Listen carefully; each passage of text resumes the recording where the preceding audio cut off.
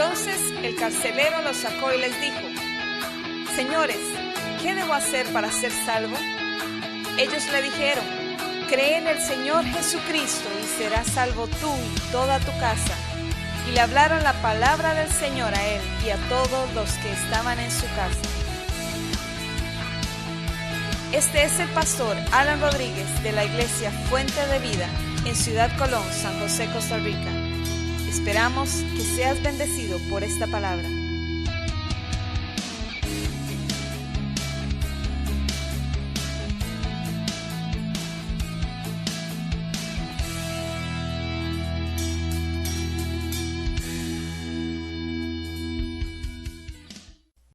Lucas 2, versículo 33. José y su madre estaban maravillados de todo lo que se decía de él, porque anteriormente un hombre llamado Simeón, movido por el Espíritu Santo, habló cosas maravillosas acerca de Jesús, de lo que había venido a hacer, etcétera. Pero ahora va a decir algunas cosas que son muy importantes aquí. José y su madre estaban maravillados, dice el versículo 33. El 34 dice: los bendijo Simeón y dijo a su madre María, póngale atención, este está puesto para caída y para levantamiento de muchos en Israel, está hablando de Jesús, y para señal que será contradicha. Y el versículo 35 dice, y lo dice en mi Biblia como entre paréntesis, y una espada traspasará tu misma alma, le dice este profeta Simeón a María, para que sean revelados los pensamientos de muchos corazones. Luego otra señora, Ana, que era profetisa, también dijo algunas cosas que no vamos a tocar el tema con Ana. Ahora nada más, acuérdese de lo que acaba de decirle este hombre a María aquí. Una espada traspasará tu misma alma. Le puse un título a este mensaje, y el título es Los tres tormentos. Y por eso leímos el pasaje capítulo 2, versículo 33 de Lucas, porque se le profetiza a María algo terrible, que yo no sé, por lo menos las que son mujeres que están aquí y que son madres, tal vez se vayan a identificar más con ella. Le dijeron a María, hablándole de Jesús, le dijeron varias cosas, pero le dijeron una directamente a ella: una espada traspasará tu misma alma. Tal vez ella no lo comprendió en ese momento, no lo sabemos. No sabemos si ella entendió o entendía las implicaciones de lo que iba a venir a ser Jesús, su hijo, el que había dado a luz hacía unos poquitos días, pero todos sabemos que esto se llevó a cabo cuando Jesús murió por nosotros en la cruz, porque yo no sé si usted se ha puesto a pensar en María, cuando ella estaba viendo no solo a Jesús colgando en una cruz, a su hijo, sino desde siempre, Él fue rechazado desde siempre, Él fue varón de dolores desde siempre, Él fue, más cuando empieza su ministerio, rechazado por las autoridades religiosas de la época, rechazado por todos, por sus propios discípulos, abandonado, traicionado, entregado a la muerte, y esta espada traspasó el alma de esta mujer. Tuvo que haber sido un tormento para ella estar viendo a Jesús colgando en una cruz después de haber sido latigado, escupido, y todavía mientras estaba colgando, el Señor siendo vituperado, la gente burlándose de él. ¿De qué manera pudo haber sido un tormento para ella? Al ver la crueldad y la injusticia humana desatada sobre su propio hijo, porque es que no hay nada peor que cuando uno se decepciona de la gente, se decepciona del mundo, se decepciona de las cosas que uno ve o le pasan. Pues imagínense ella, pongámoslo a la 10ª potencia, toda la decepción que alguien puede haber tenido al ver la injusticia de los hombres se ensañaron contra su propio hijo ahí. ¿Cómo pudo haber estado sufriendo ella? Al ver a su hijo muriendo, solo porque no es que estaba haciendo su propia voluntad, Jesús estaba haciendo la voluntad de su papá, la voluntad de su padre, y aún así estaba muriendo en esa cruz. Por hacer la voluntad de Dios, ese muchacho, porque era un muchacho, estaba ahí, muriendo en esa cruz. Qué tormento tuvo que haber sido para esta mujer. Acordarse de cuando lo amamantó, acordarse de cuando jugó, cuando jugaba, cuando empezó a caminar, acordarse de cuando comenzó a aprender, de todas las cosas que una madre puede disfrutar de sus hijos cuando están pequeños, cuando empezó a ser adolescente, las enseñanzas que ella pudo haberle dado, las no sé si decirlo de esta forma, las locuras que pudo haber hecho el Jesús adolescente, el Jesús niño, las cosas que pudo haber experimentado de una buena forma, estoy hablando porque él nunca pecó, ¿verdad? Pero verlo ahí, al ver a su amado niño tratado como un criminal, es que los que morían en una cruz, eran los más malos, eran los más, eran la escoria de la sociedad. No había que llevarlos a la cárcel, no, había que eliminarlos, había que cortarlos de este mundo, no servían para que siguieran viviendo, y no de una forma que le pusieran una inyeccioncita ahí que se durmiera, ni tampoco una silla eléctrica, no, había que hacerlo de la forma más vergonzosa, avergonzarlos desde que lo exhibían delante de toda la gente. A Jesús lo exhibieron, lo juzgaron, lo hallaron según ellos culpable, y luego en una vía dolorosa, en un camino al Calvario, la gente solo lo trató mal. Todos aquellos, uno piensa, ¿dónde estaban los que sanó? ¿Dónde estaban los que oyeron sus enseñanzas? Cuando todo el pueblo decía que era culpable, que lo crucificaran. Pues al ver a su amado niño tratado como un criminal, esta mujer tuvo que haber pasado un tormento. Yo quise incluir aquí esto porque la Biblia no esconde que realmente a esa mujer fue como si una espada le hubiera traspasado el corazón. Imagínense el dolor. ¿Qué habrá pensado incluso ella delante de Dios? ¿Qué habrá pensado de Dios?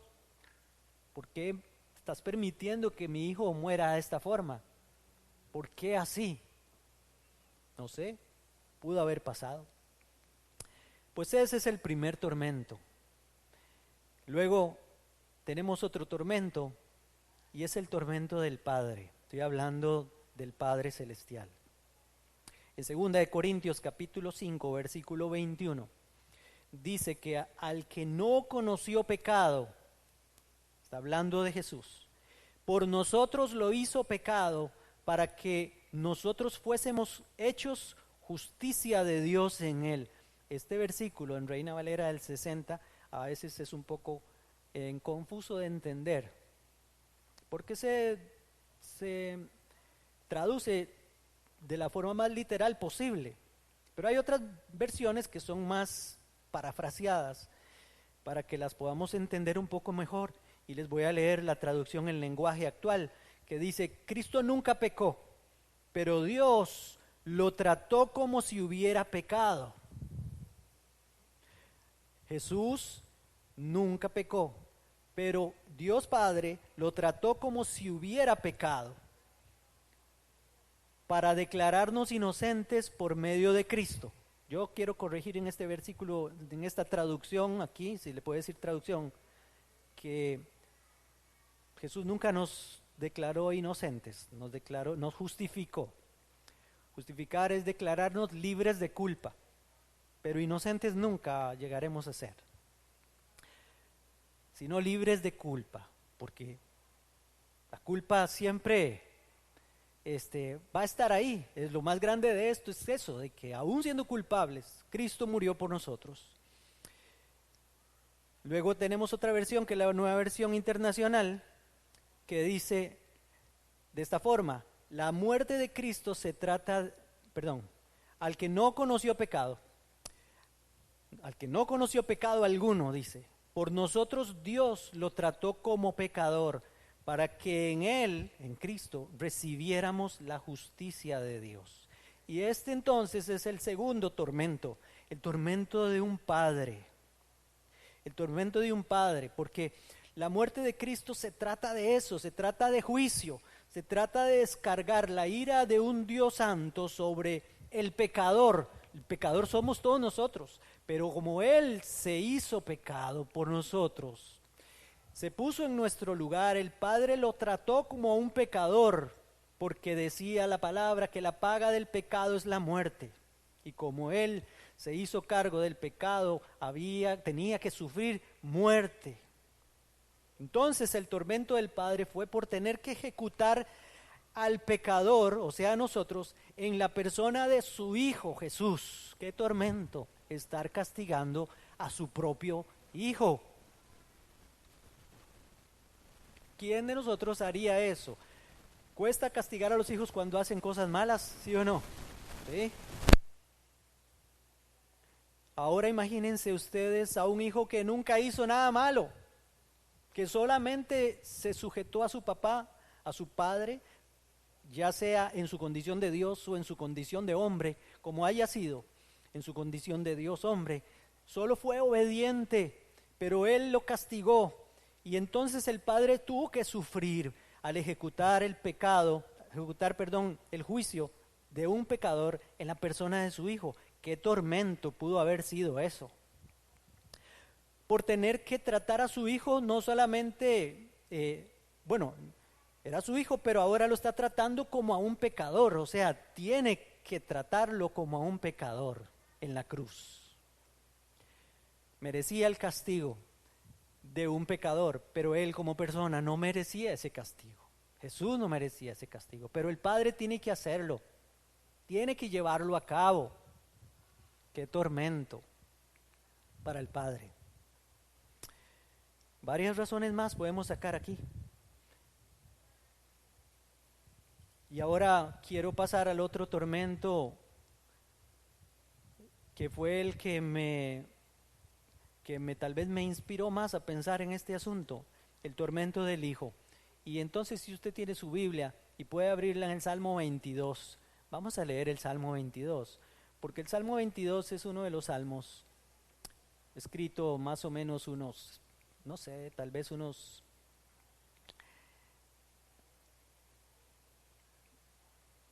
800 años antes de Cristo, escrito por David, que es una profecía. David está escribiendo lo que el Señor le inspira en su corazón. No sé si David entendió lo que escribió, no es tan relevante, pero escribió estas cosas. Mire lo que dice el Salmo 22. Empieza diciendo el versículo 1, al músico principal sobre Ajelet Sahar, Salmo de David, y dice: Dios mío, ¿por qué me has desamparado?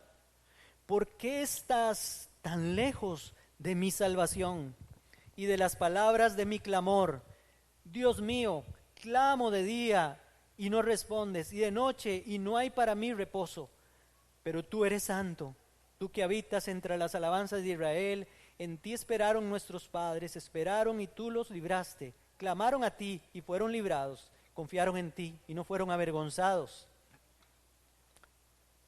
Quizás estas palabras así le pasaban por la mente a Jesús mientras estaba en la cruz. Tal vez estos versículos del 3 al 5 no se mencionan mientras está en la cruz, pero los primeros versículos sí, ese versículo 2, el versículo 1 también. En ti, dice la palabra, el versículo 4, en ti esperaron nuestros padres y tú los libraste, clamaron a ti y fueron librados, confiaron en ti y no fueron avergonzados, mas yo soy gusano, dice, y no hombre, oprobio de los hombres y despreciado del pueblo. Todos los que me ven me escarnecen, estiran la boca y menean la cabeza, diciendo: se encomendó a Jehová, líbrele él, sálvele, puesto que en él se complacía, pero tú eres el que me sacó del vientre, el que me hizo estar confiado desde que estaba en los pechos de mi madre. Sobre ti fui echado desde antes de nacer. Desde el vientre de mi madre tú eres mi Dios. No te alejes de mí, porque la angustia está cerca, porque no hay quien ayude. Me han rodeado muchos toros, fuertes toros de Basán me han cercado. Abrieron sobre mí su boca como león rapaz y rugiente. He sido derramado como aguas y todos mis huesos se descoyuntaron. Mi corazón fue como cera, derritiéndose en medio de mis entrañas. Como tiesto se secó mi vigor y mi lengua se pegó a mi paladar y me has puesto en el polvo de la muerte. Porque perros me han rodeado, me han cercado cuadrilla de malignos, horadaron mis manos y mis pies. Eso es, traspasaron mis manos y mis pies. Contar puedo todos mis huesos. Entre tanto ellos me miran y me observan. Repartieron entre sí mis vestidos y sobre mi ropa echaron suertes. Mas tú, Jehová, no te alejes, fortaleza mía, apresúrate a socorrerme. Libra de la espada mi alma, del poder del perro mi vida. Sálvame de la boca del león y líbrame de los cuernos de los búfalos. La mayoría de las cosas que menciona este salmo no las menciona literal Jesús en la cruz, pero piensen en en esta oración que pudo haber hecho él mientras estaba ahí clamando a su Padre porque estaba sufriendo tormentos por ustedes y por mí. Y no eran tormentos físicos solamente. Lucas capítulo 23, versículo 32 en adelante dice: llevaban también con él a otros dos que eran malhechores para ser muertos, y cuando llegaron al lugar llamado de la Calavera, le crucificaron allí, y a los malhechores, uno a la derecha y el otro a la izquierda. Y Jesús decía: Padre, perdónalos, porque no saben lo que hacen. Y repartieron entre sí sus vestidos, echando suertes. ¿Vieron cómo se cumple la profecía? ¿Vieron cómo se cumple el salmo de David? El pueblo estaba mirando y aún los gobernantes se burlaron de él, diciendo: a otro salvó, sálvese a sí mismo, si este es el Cristo, el escogido de Dios. Los soldados también le escarnecían, acercándose y presentándole vinagre. Todo lo que el Señor me habló en ese salmo se cumple aquí. Y diciendo: si eres tú el rey de los judíos, sálvate a ti mismo. Había también sobre él un título escrito con letras griegas, latinas y hebreas: este es el rey de los judíos. Ese título era una burla, por eso se lo pusieron ahí. Lo que no sabían es que era algo cierto y que más bien iba a ser tan representativo. Y uno de los malhechores que de los que estaban colgados, le injuriaba diciendo: si tú eres el Cristo, sálvate a ti mismo y a nosotros. Respondiendo el otro le reprendió diciendo: ¿ni aún temes tú a Dios estando en la misma condenación? Nosotros a la verdad justamente padecemos porque recibimos lo que merecíamos, merecían nuestros hechos, mas este ningún mal hizo. Y dijo a Jesús: acuérdate de mí cuando vengas en tu reino. Entonces Jesús le dijo: de cierto te digo que hoy estarás conmigo en el paraíso. Cuando era como la hora sexta es mediodía, a Jesús lo crucificaron a las 9 de la mañana. Llevaba 3 horas ya en la cruz. Hubo tinieblas sobre toda la tierra hasta la hora 9, o sea, hasta las 3 de la tarde. Comenzó una oscuridad total hasta las 3 de la tarde. Quiere decir que a partir del mediodía, lo que aquí le llama la hora sexta, empezó a pasar algo diferente que no había pasado mientras estaba en la cruz. Mateo 27:45, y lo volvemos otra vez a Lucas, dice: y desde la hora sexta hubo tinieblas sobre toda la tierra hasta la hora 9, que son las 3 de la tarde. Volvemos, y dice también: cerca de la hora 9, Jesús clamó a gran voz diciendo: Elí, Elí, lama sabactani, que es: Dios mío, ¿por qué me has desamparado? Son palabras en arameo. Y el sol se oscureció y el velo del templo se rasgó por la mitad. Entonces Jesús, clamando a gran voz, dijo, ya este es el pasaje que estábamos leyendo de Lucas. Entonces Jesús, clamando a gran voz, dijo, Padre, en tus manos encomiendo mi espíritu. Y habiendo dicho esto, expiró. Este es el tormento del Hijo, que vino al sufrir en su cuerpo una muerte tan cruel. Pensemos en el sufrimiento físico, que es el que la mayoría de la gente piensa, o el que la mayoría consideramos: latigazos, golpes con varas, golpes de todo tipo, patadas, de todo. Imagínense ustedes, va caminando por ahí, la gente le hace lo que le da la gana, lo escupen, lo vituperan, lo tiran en la cruz para clavarlo. Vieron que sus huesos se descoyuntaron. No me puedo imaginar el dolor que puede ser eso, si con solo que le metan a uno algo en la vena ya duele. Imagínense ustedes que sus huesos se han descoyuntado. Ni uno solo se le quebró, porque eso dice la Biblia. No quebraron ni un hueso de él. Pero qué dolor más grande pudo haber sentido el Señor mientras estaba ahí. Un dolor físico. El dolor de que sus amigos lo habían abandonado, ese era un dolor en el alma. Y ahora, mientras está ahí, colgando en la cruz, a partir de la hora sexta, empieza a haber oscuridad. ¿Por qué oscuridad si hasta aquí todo estaba claro?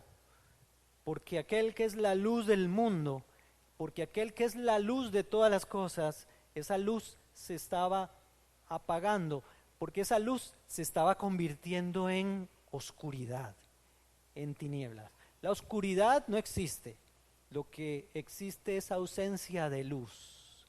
Y si la luz está muriendo, empieza a haber oscuridad. Y Dios lo estaba ilustrando por medio de que algo pasó aquí, un eclipse de sol, no sé, Dios puede hacer cualquier cosa. Y todo se puso oscuro. Cuando Jesús en sí mismo fue considerado como un pecador, lleno de tinieblas, lleno de oscuridad, porque tuvo que haber sido así literal. En el Antiguo Testamento, el sumo sacerdote le traían un macho cabrío el día del perdón, el día de la expiación, le traían un macho cabrío. Los dos machos cabríos le traían dos. Y sobre uno de ellos, o sobre los dos, mejor dicho, pero hacía una ceremonia diferente entre uno y otro, ponía sus manos y confesaba sobre la cabeza del macho cabrío los pecados, las iniquidades, las maldades de todo el pueblo de Israel. Eso era traspasarle al macho cabrío todas las maldades para que aquel macho cabrío fuera la víctima, que muriera en lugar de los pecados o en lugar de las personas, en lugar del pueblo, en lugar del mismo sumo sacerdote. Ahora el Padre puso sus manos sobre su propio Hijo, sobre aquel Cordero sin mancha ni contaminación, y confesó los pecados de toda la humanidad sobre Cristo. Al que no conoció pecado, por nosotros lo hizo pecado, para que nosotros pudiéramos ser justicia de Dios en él. Este es el tormento del Hijo. ¿Qué pasa cuando Adán y Eva pecaron en el Edén? ¿Qué pasó? Fueron destituidos de la gloria de Dios por su pecado. Murieron, espiritualmente murieron. El Hijo espiritualmente, en su condición de hombre, pero como hijo también, como hijo de Dios, fue destituido de la gloria de Dios. El Hijo fue considerado pecador delante de Dios. El Hijo murió una muerte espiritual también, no solo una muerte física, hubo una muerte espiritual en Cristo. Tanto así que se manifestó por medio de tinieblas. Pasó un tiempo entre las 12 mediodía y las 3 de la tarde donde Jesús fue atormentado.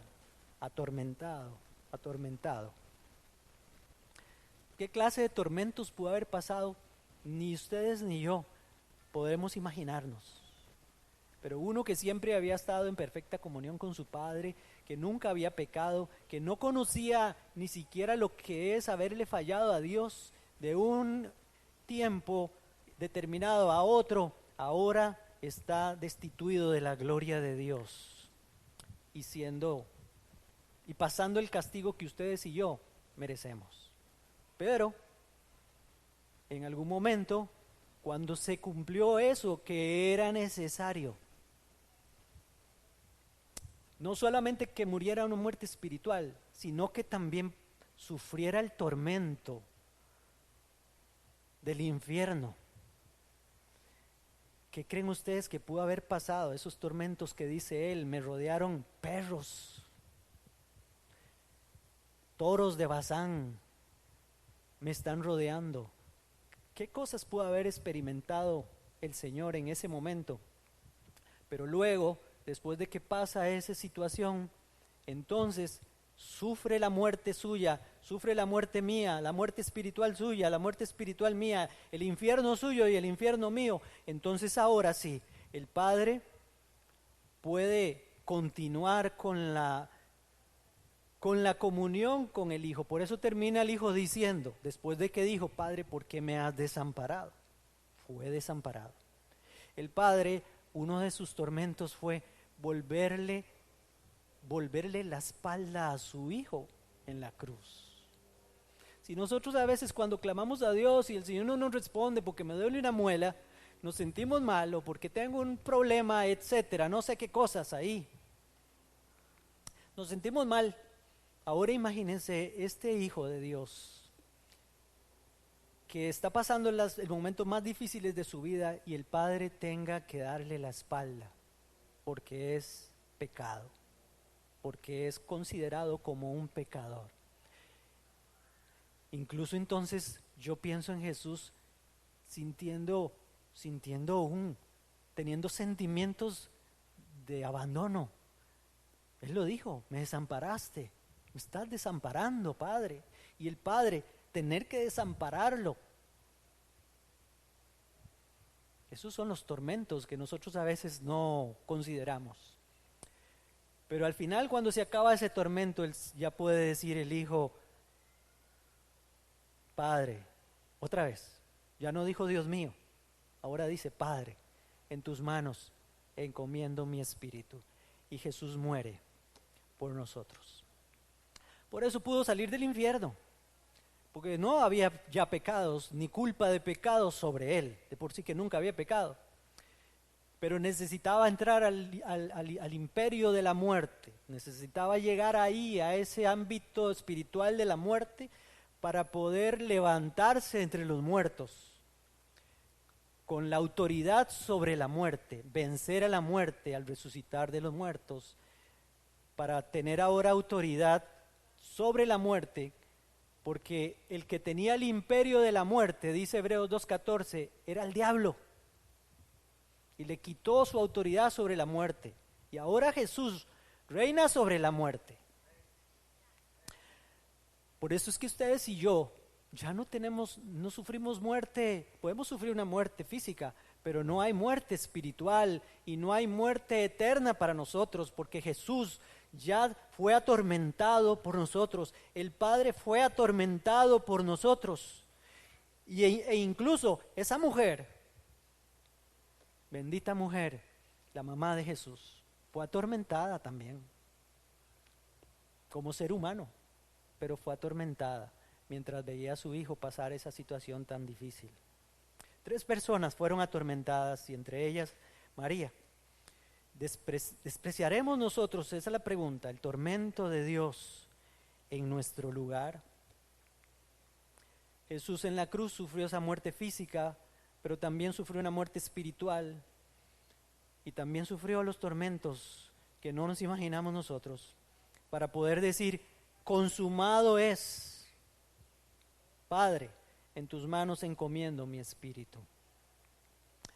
Consumado es significa, las palabras en griego, tetelestai, que significan se canceló, se acabó, se pagó la deuda. Eso fue lo que hizo Jesús por ustedes y por mí. No hay cosa más importante que como iglesia nosotros podamos entender y podamos compartir con aquellos que no conocen a Cristo y también con aquellos que, diciendo que creen en Cristo, no lo consideran. Gracias, Padre, por amarnos tanto. Gracias, Señor, por recordarnos estas cosas y considerar estas cosas, Señor, en nuestro corazón. Cada vez más te amamos, o cada vez más, o cada vez te amamos más, porque con tu sacrificio te ganaste nuestros corazones, porque con tu sacrificio te ganaste nuestras voluntades, porque con tu sacrificio te ganaste nuestro amor, Señor, incondicional. Yo nunca te dejaré, Señor. Yo nunca me apartaré de ti. Yo nunca, Señor, haré cosas que te puedan herir. Yo nunca haré, Señor Dios, que te entristezcas por mí, Señor. Yo te seguiré hasta la muerte, Señor, hasta la muerte. En el nombre de Jesús, gracias, Señor.